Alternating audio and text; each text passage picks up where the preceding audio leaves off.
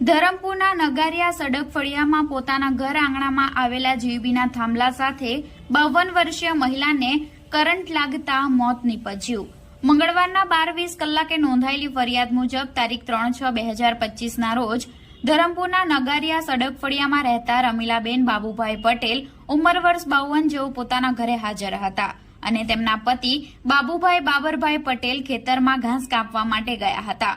જો કે તેઓ ઘાસ કાપે ત્યારબાદ રમીલાબેન બાબુભાઈ પટેલ ઘાસ લેવા માટે ખેતરમાં આવવાના હતા.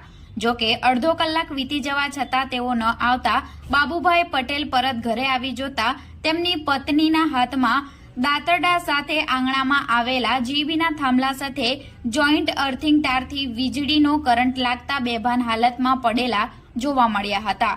જો કે તાત્કાલિક ધોરણે બાબુભાઈએ બૂમાબૂમ કરતા આસપાસના લોકો દોડી આવ્યા હતા અને ઘટનાની જાણ 108 એમ્બ્યુલન્સને કરી હતી.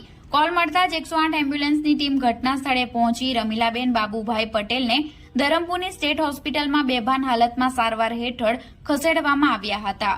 હોસ્પિટલમાં ફરજ પરના તબીબોએ રમીલાબેનને મૃત જાહેર કર્યા હતા.